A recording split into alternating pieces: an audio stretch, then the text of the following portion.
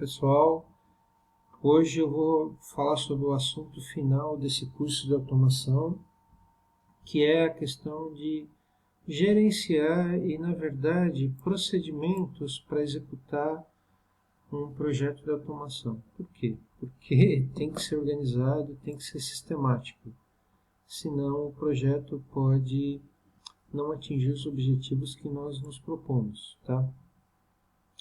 Bem, o primeiro ponto é que existem outras metodologias, isso depende muito do tipo de lugar que você está trabalhando, digamos assim, da cultura da empresa, mas eu gosto desse sistema porque ele já foi muito testado e ele realmente funciona. É perfeito? Provavelmente não, mas é um excelente ponto de partida, tá? Então vamos lá. Nós vamos discutir esses 5 pontos aqui: análise de processo, especificação de solução de automação, verificação e desenvolvimento do sistema de automação, teste de validação do sistema implementado e, finalmente, instalação e partida em campo. Ok. Análise da necessidade. Bem, é a fase de levantar informação, levantar dados. Isso tem muitas maneiras de fazer isso. Uma delas é reuniões, tá? Reunião é interessante até para saber o tamanho do escopo, né? Depois disso, o levantamento de campo, que aí é essencial, porque aí você está vendo o mundo real.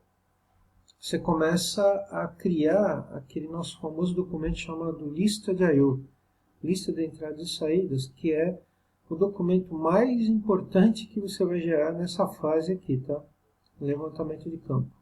Então você vai descobrir quantos motores tem, quantos instrumentos tem, quantos gostariam que tivesse. Tem isso também. Às vezes não, aliás, muitas vezes, simplesmente eles vão instalar equipamentos novos. Aí você tem que saber quais são esses equipamentos e quais são as necessidades deles em termos de I/O. Tá? É o mínimo necessário. Mas, num levantamento um pouco mais profundo, você tem que também descobrir a necessidade em performance. O que quer dizer isso? Principalmente tempo. Se for um equipamento que trabalha rápido demais, tem que ver se o CLP, se a rede, tudo isso dá conta do equipamento. Tá? Para isso, o que você faz? Você faz uma análise dos documentos. PNID. Bem, PNID, pessoal, é um fluxograma de todos os instrumentos de campo. Um PNID bem feito te fala como aquele processo funciona e mais. Costuma dizer o que vai para automação ou não, tá? É essencial você, se você tiver acesso ao PNID, nem sempre isso acontece, você ter uma noção muito clara de como funciona o processo. Lista de equipamentos. Descritivo do processo, isso também é fundamental, porque assim você começa a ter noção de tempos, de performance, etc.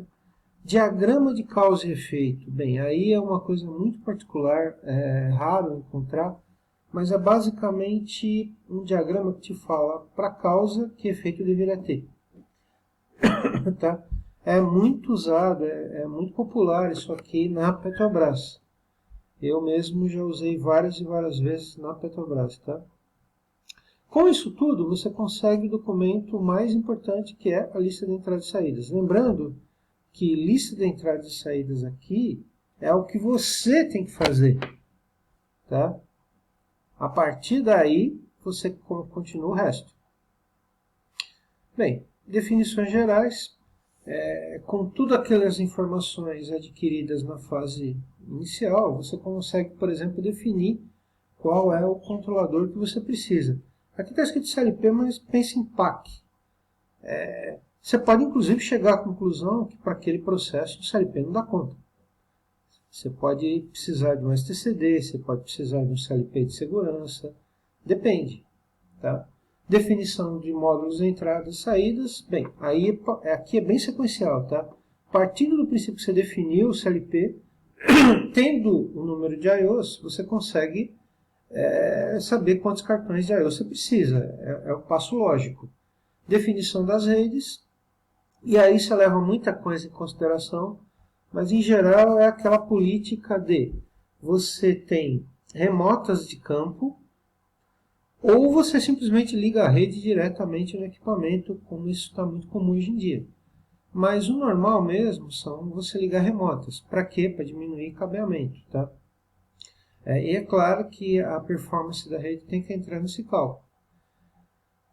Com isso, vai de rodão módulos de comunicação, depois definição de drive de acionamento. Drives de acionamento seriam principalmente inversores de frequência, esse tipo de coisa, chaves de partida e tal.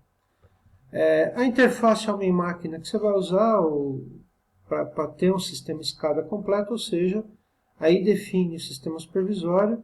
Aqui também eu colocaria IHM juntos. Tá? Uma dessas você chega com que você precisa de IHM além do supervisório. Ou a própria IHM já resolve. E finalmente os softwares necessários para fazer tudo isso funcionar.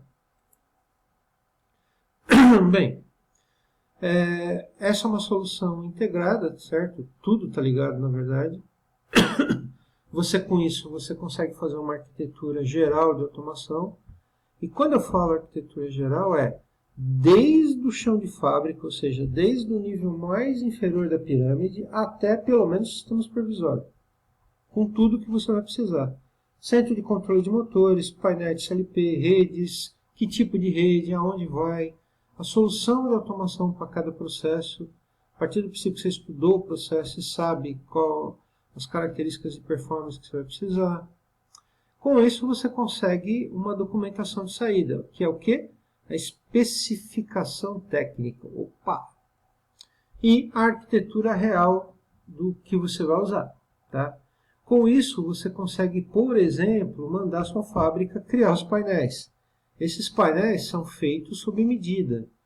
Só que você não tem como mandar fazer um painel se você não sabe o que vai lá dentro. Então, tem que ser rigorosamente na ordem que está apresentada aqui. Depois disso, começa a parte mais de software, que seria engenharia mesmo. Ou seja, o que você vai fazer?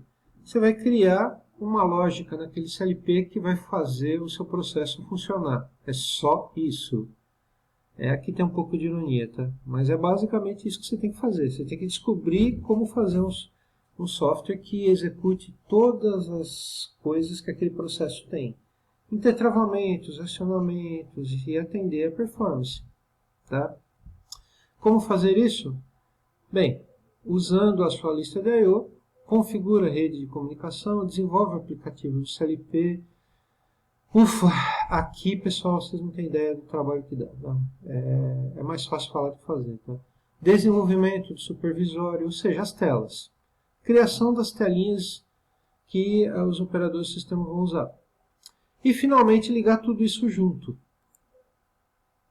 Bem, documentos gerados. Aplicativo dos supervisórios e aplicativos de configuração de rede, etc. Tudo isso daqui são softwares, não é aqui desse documento, mas basicamente são softwares que você pode ou não documentar o software. Em geral, o software de CLP de alto nível, ele até tem ferramenta para documentar. Você cria lá um report e ele gera um relatório inteiro de tudo que está lá. Lembrando que uma coisa é você ter um documento falando o que está no ladder, outra coisa é você saber o que aquilo funciona, o que aquilo significa. Não é uma coisa tão simples. Bem, como parte disso, você pega e testa. O que você faz? Primeiro você faz um teste interno, ou seja, aquele teste que não tem testemunhas, que não tem ninguém vendo e que você tem todo o direito do mundo de fazer besteira e de errar. Bem, acabou isso. Testou de novo, testa de novo. Quando você tem uma boa certeza, você chama o cliente para testar a lógica na fábrica. Ou seja, em uma simulação. Tá? Normalmente essa simulação é feita com um hardware real, só que o ladder é simulado. Costuma ser necessário rotinas de ladder de simulação. É rotina do tipo que você joga a entrada em uma saída. Aqui pode ser bastante complexo fazer esse tipo de rotina, tá, gente? Não é uma coisa trivial.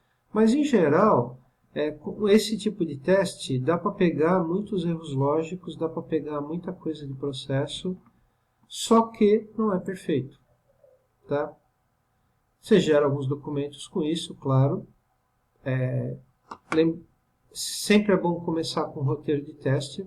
Para quê? Para o teste ser objetivo e rápido.